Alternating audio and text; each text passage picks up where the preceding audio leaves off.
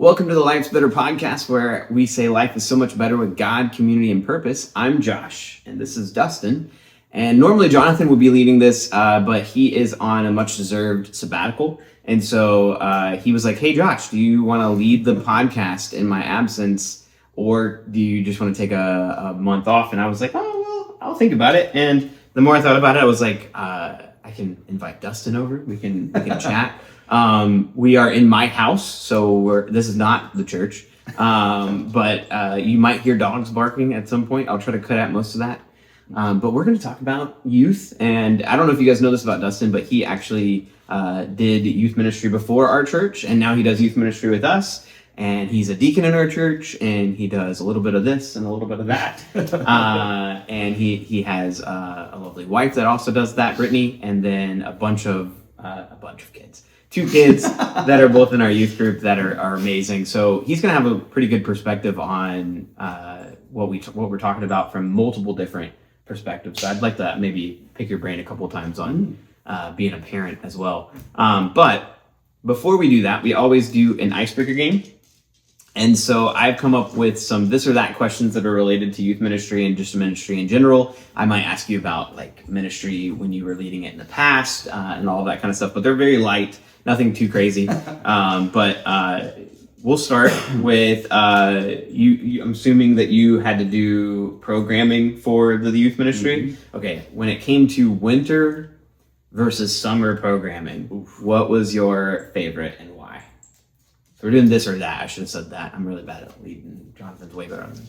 I think my definite favorite was probably summer. Okay. For sure. The youth group, my first youth group, I will say, loved playing volleyball. And so we did that a lot during the summer, just randomly. And then sometimes part of the programming. So Fair enough. Yeah, our group has liked volleyball a lot, but I feel like it ebbs and flows, right? Like they like something for a long time. When I first came here, it was Frisbee. We played ultimate Frisbee all the time, but now it depends on who's there too. Yeah. Mm-hmm. You know, what certain kids are there that night. 100%. All right. Were boys or girls more well behaved when you were doing ministry? Oof. I think boys. Okay. I think. Okay. For sure. Really? Boys were the more well behaved? I think so. Okay. Yeah.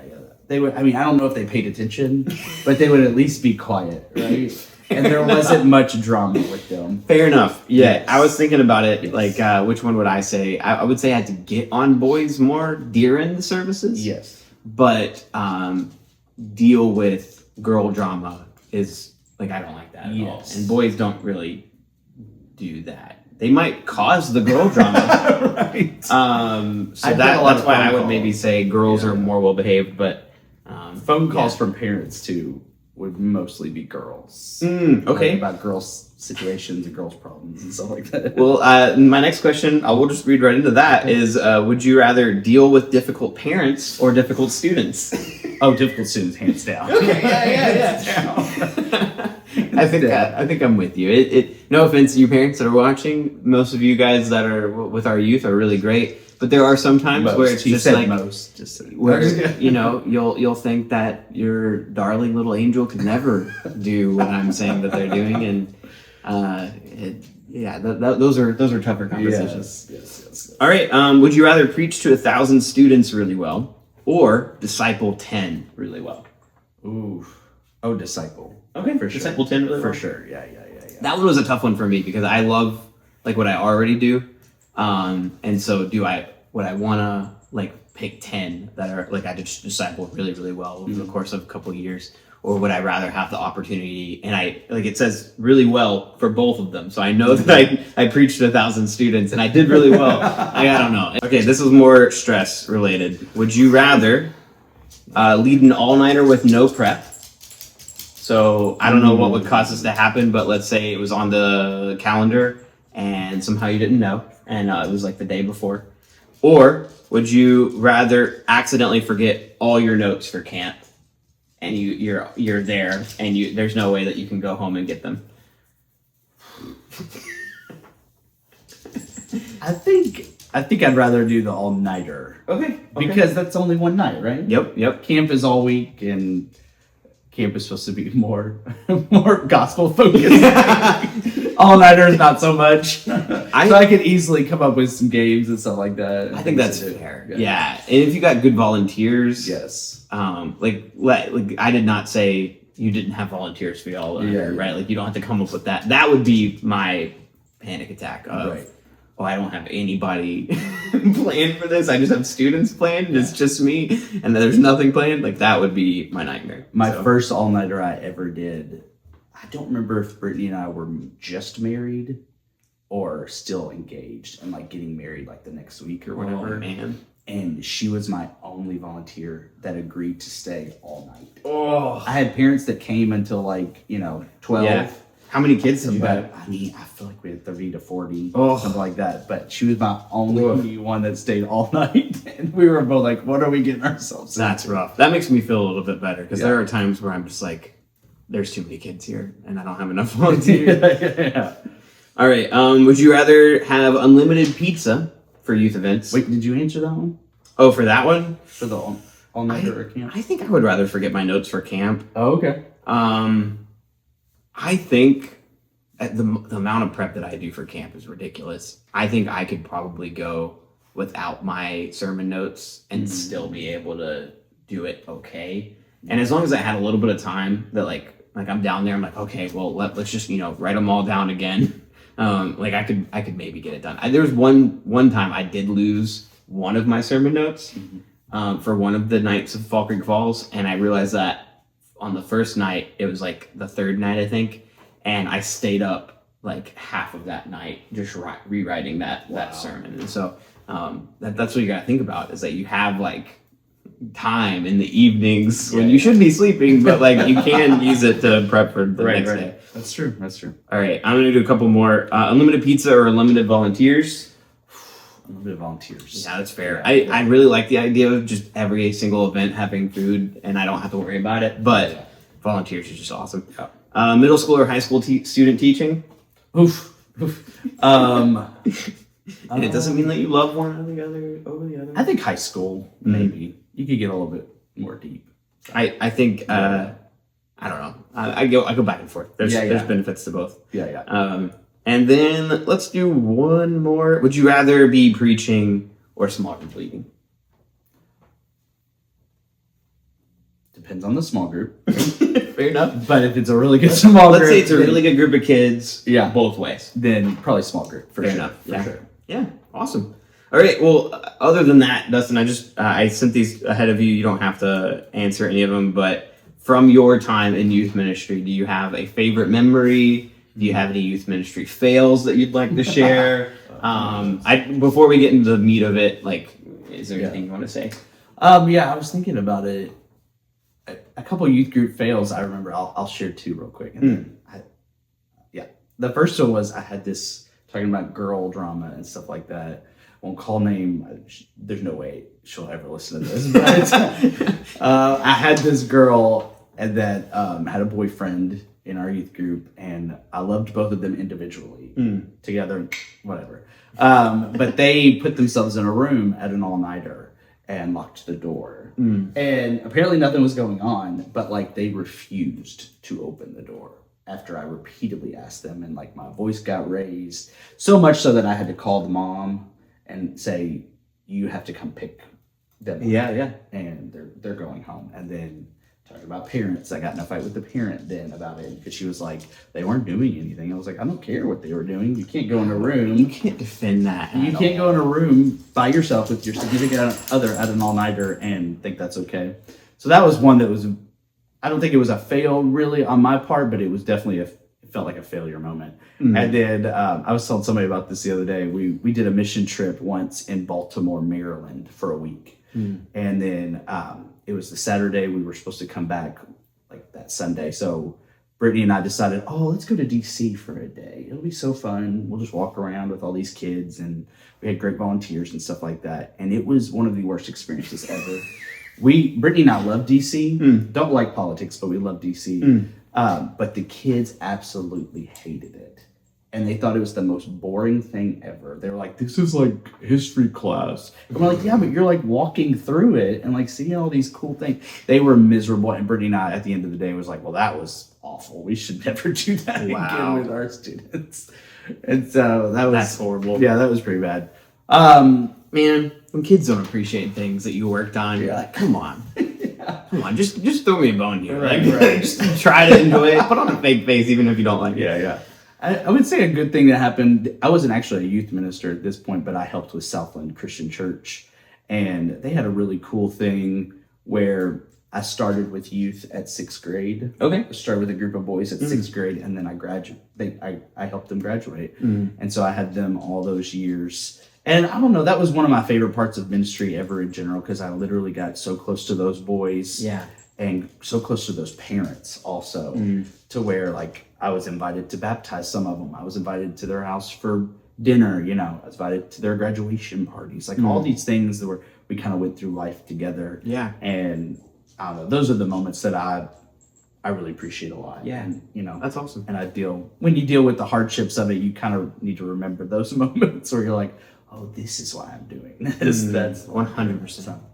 We want to talk to you adults who have made it this far, who are still listening, even though you're like, I don't have anything to do with youth ministry. Specifically about whether you're at our church or not, how can you best support youth that are in your church or in your community? And specifically, I wanted to, a lot of these are church-centered focus. So I thought that was important because a growing complaint that I hear from some ministers is we can't get the youth in our church. And if you know our church at all, we definitely have a lot of youth that are hungry to be there, whether their parents are there or not. And so the big question is with that, with a genuine curiosity to be in the church, what can we do as adults to encourage that? And what can we do also to just make sure that they feel welcome and they feel a part of the church? Because some churches, I'm sure, they will walk into and not feel that. And one thing I've noticed in having a teacher wives is I know that they know that these kids can see like bullcrap from a mile away, and they know when you're faking it. And so how can we genuinely welcome them in and genuinely want them there? And so we have 5 ways that you can support the youth in your church. This is for our church. If you're an adult and you're like, I want to be a part of what's happening, I want to make sure these students continue to come and feel discipled and feel a part of the church, these are for you. But if not, it's for your church as well. You can try to apply it to that as well. And these are things that I've seen both, like the good side of it, and when it doesn't happen, how it can actually discourage kids from coming back. And this first one is so easy and so simple. What's up, Lean? This first one is so easy because you don't really have to do much. You just have to you just have to don't be mean, I guess. But this is being comfortable with fun and with noise. And periodically, I don't know if I told you this, I didn't prepare you for this, but I've asked some of our students this question, like what does our church do, or what could they do to make you feel supported and loved? And Emerson and Melody both said the same thing. They came up with an acronym of 3 F's. It was food, fun, and farts. And their idea behind the farts was that it was just they needed another F. But on top of that, it was like being okay with like the noise and the weirdness. And I have written down here the moment from 2 Samuel 6:21 through 22, which actually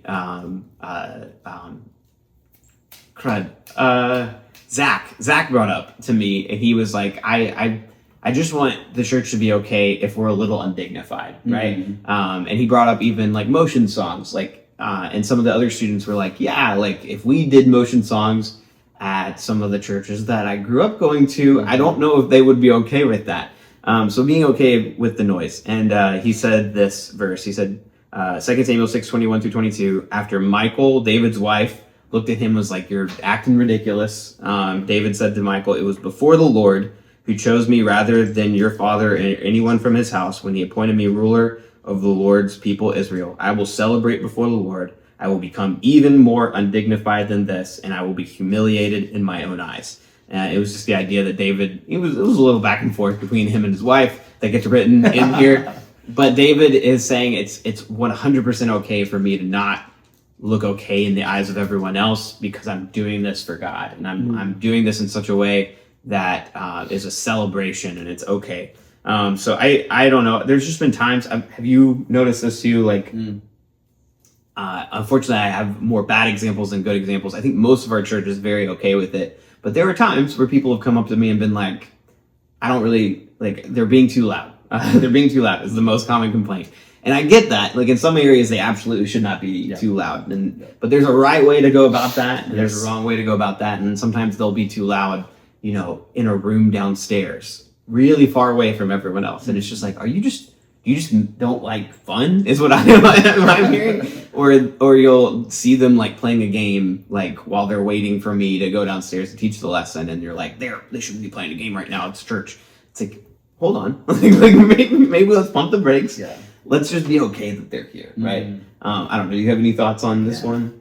I'm part of the guest team also, and I've had so many people that have first-time guests that have come and just said, the youth are really involved here, and we love seeing them on the front 2 rows. And so, I don't know, I think that's really cool.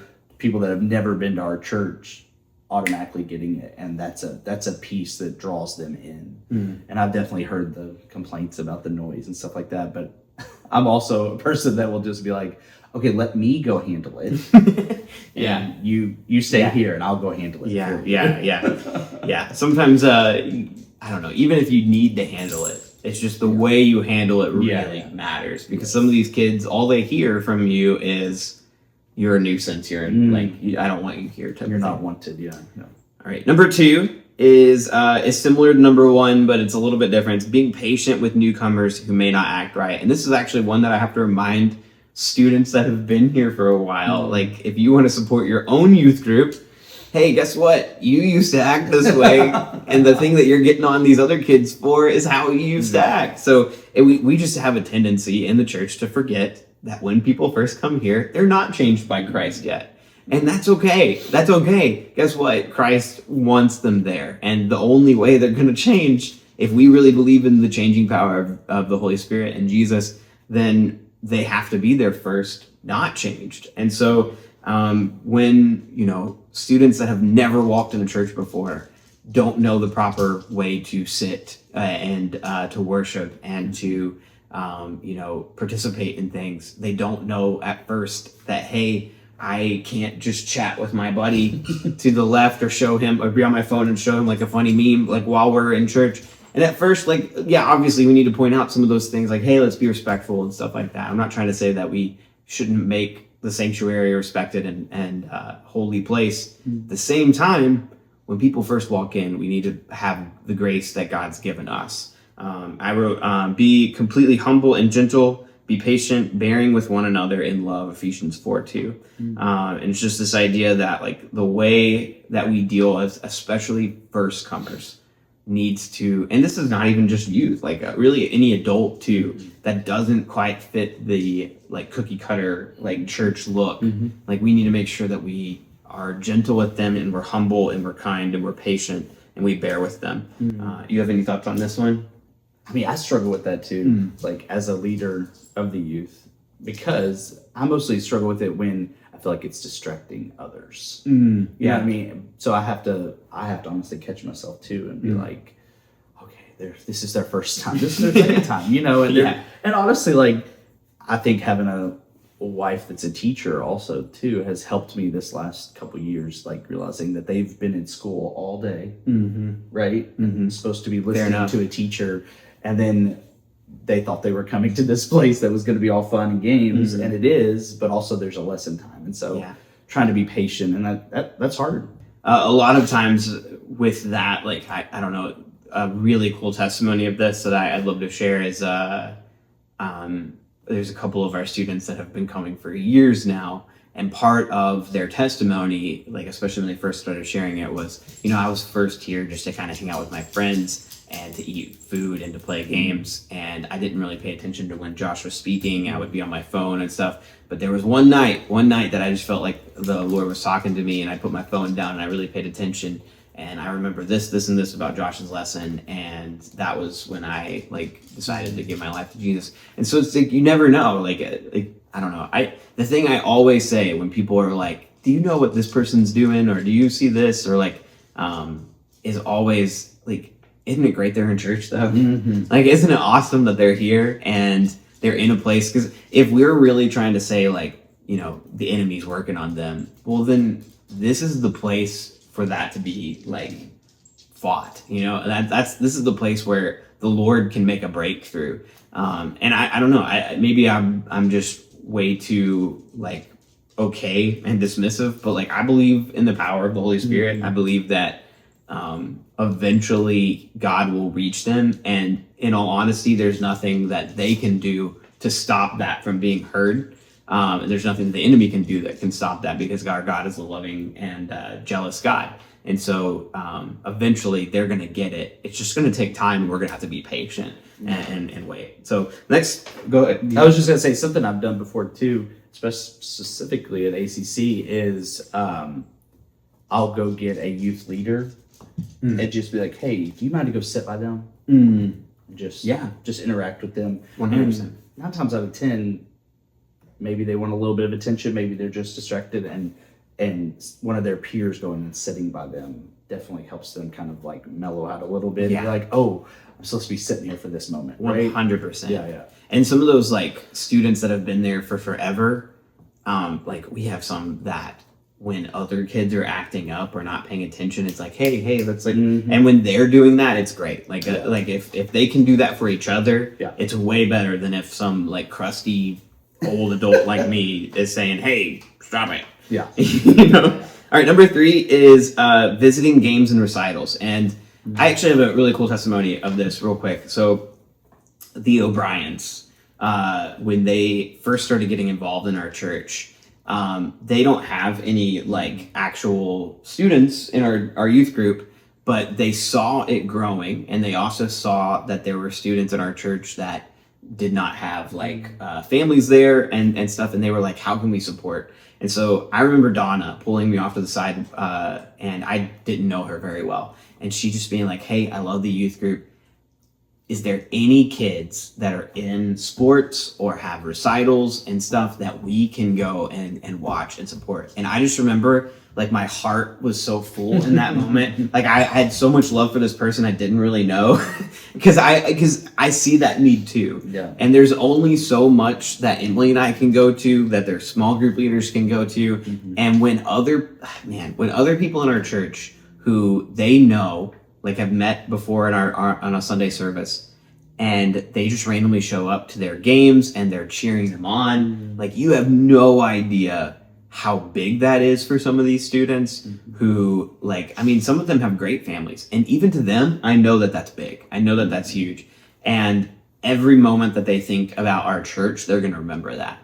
I wrote down Philippians 2, 1-7. So this is a little bit longer, but it says, so if there is any encouragement in Christ, any comfort from love, any participation in the Spirit, any affection and sympathy, complete my joy by being of the same mind, having the same love, being in full accord and one mind. Do nothing from selfish ambition or conceit, but in humility count others more significant than yourselves. Let each of you look not only to his own interests, but also to the interests of others. Have this mind among yourselves, which is yours in Christ Jesus. And I wrote this one down because like so often, and this is true of even me, and I need to do this one better, is I will think I have way more important things that I need to get done tonight than going to, another game, or another concert or another this or that. And if I approach that mindset with it, I would never go to games. Right? It's like, yeah, because you might have more things, like you think your adult things are more important than a kid's thing. But if we can just like stop and think of the impact that it could have later, I think that we would do it more as a church. And I actually heard of a youth group, I think it's in Virginia, that has exploded, and they did a conference like teaching youth pastors and teaching their churches how to support their youth better, as I was doing some research for this. And they said the one thing they did was they started a Google Doc because some members in their church, like Donna, asked the same thing, and they started a Google Doc that anybody who was a member of their church could have access to, that showed every game and recital of all the youth in their church. And they just had an explosion of people going from their church to each of those events. That's really cool. And that not only led to more youth wanting to come because the teammates saw it, but also parents of those teammates saw this like huge community like outreach program. And like if there's, I think that's a huge way that we could even as ACC do a lot better. That's really it would just take, sacrificing your time and putting others' interests over your own. Yeah. Do you have any thoughts on that one? Well, Donna has come to a play and to a soccer game. That for does both not of my surprise me. kids. Yeah, So yeah. She lived it out for sure. I remember when I was at my first church I was at, like we had a bunch of basketball players and football players, and like sometimes they were like problem kids, or like just really didn't pay attention, really didn't like per se coming on Wednesdays. But I remember going to some of their games, and like the difference was like, I wouldn't say automatic, but over the next couple weeks they just got more engaged, and it was simple. Like I didn't, sometimes I feel like that people overthink it and they're like, well, I'm gonna have to talk to everybody and their parents and blah blah blah. And I would honestly just go, and if I could see them face to face, I'd be like, hey, great game. So glad I got to come. And that's it. And that's all they want. That's all they want, right? They just want to know that somebody cares and that somebody's supporting them. Yeah, it's I don't know if anybody's an Office fan, but it's the Jim Halpert approach to parties. Yeah. Like, just make sure that you were seen. Yes. Like sometimes that's all it takes, Yeah. right? Like, so yeah. As a parent though, thinking about a parent, like how much did that mean to you that Donna and them would come though, It Brian? meant so much. And like, we even got to talk to her, which was really cool, and get to know her more. That was very early on in them coming, and so we didn't know them very well when she came to the soccer game, but she sat right beside us, and we got to talk in between Sawyer playing and stuff like that. Now with the play, they were in a different section, but still, like, it meant the world for us to be walking up the aisle after it was over and seeing them and be like, oh, you took 2 hours out of your Sunday afternoon to come and watch my kids, which is pretty cool. That is awesome. So yeah. Well, number 4, and I have a preface here because I had some students that said, this is okay most of the time. They said number 4 is finding them during the welcome time, which most churches I think have. If not, then like this is like your before service or after service time. But I put a little preface here. It's in a friendly and non-creepy way. I think, unfortunately, like we cannot notice that we're being creepy, and especially you men. Like, no offense at all, but like we are intimidating sometimes. And so if you go up to them every single Sunday and you find like specific ones that are a little shy, and you're like, "Hey, how's it going? I'm so happy you're here." They can find that as a little like, I need to avoid this person. But for the most part, I think most of them are very open to being welcomed. And the opposite is what we don't want, which is they never get talked to, they never feel welcomed, they never get told, "Hey, we're happy to see you." And we have all of these things that we think they should already know.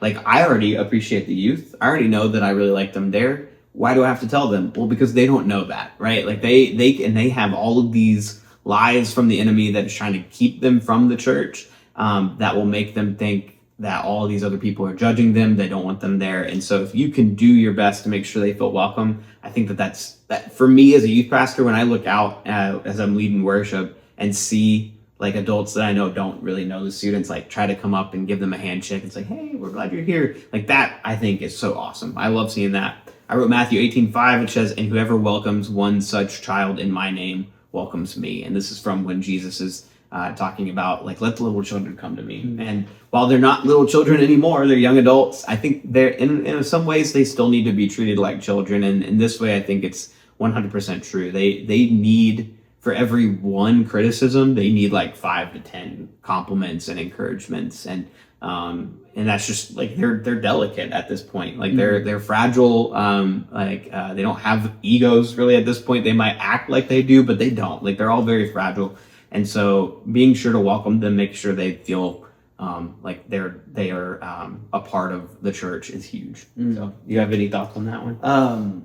Yeah, I mean, I think they're awkward too, right? Mhm, Like mhm. the youth are awkward too, especially during greeting time and stuff like that. But I think it's important to step out of, as adults, step out of our comfort zone a little bit. And yeah, like I don't know if you have to like go all the way around, right? And I'm thinking of our church like structurally, right?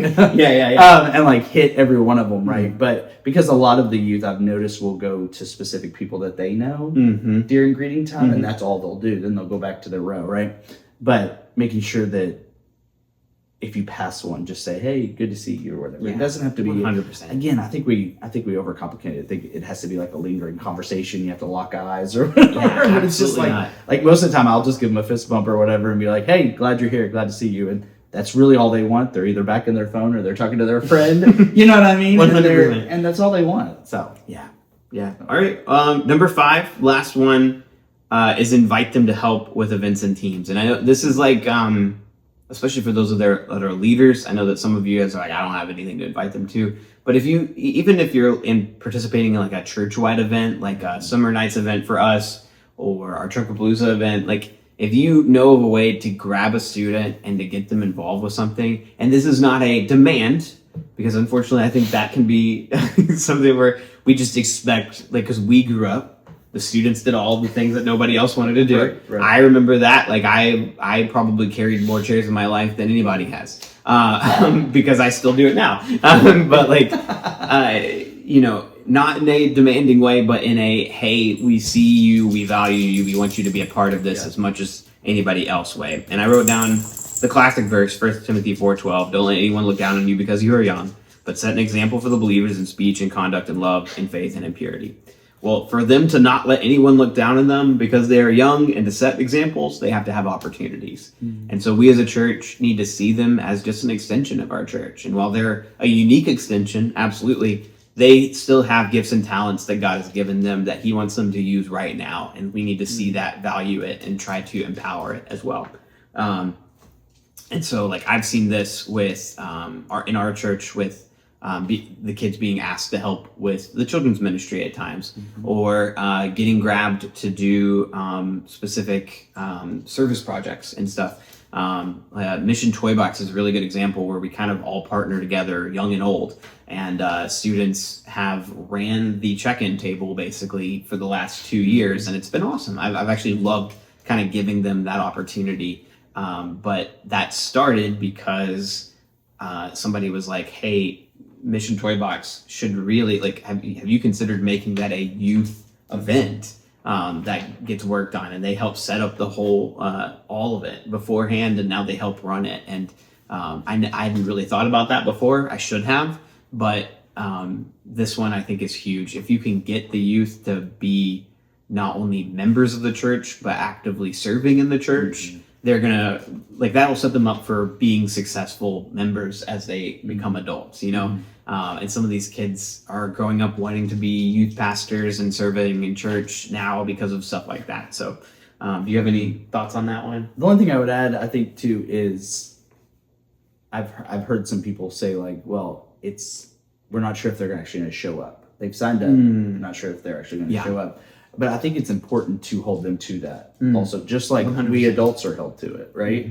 And I think of, like, again, we go back to Miss Donna, but she's the guest person. Like, I'll get texts, I'll get reminder emails, right, when I'm serving or whatever. But I think we need to do that. If the youth are signing up to do it, they need to be reminded too. Yeah, 100%. Don't just count on them not showing up. Yeah. Like, we need to remind them. We need to count on them and follow up with them, go and talk to them, and make sure that because again, I think that holds them accountable, but also it shows them, hey, we're counting on you. We want you here. We 100%. Want you to help with this. You're a vital part in this.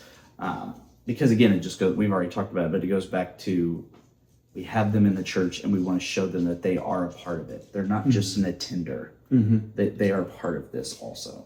And part of this will require some hand-holding at times. And that's okay. Like, because remember, they are not full-on adults yet.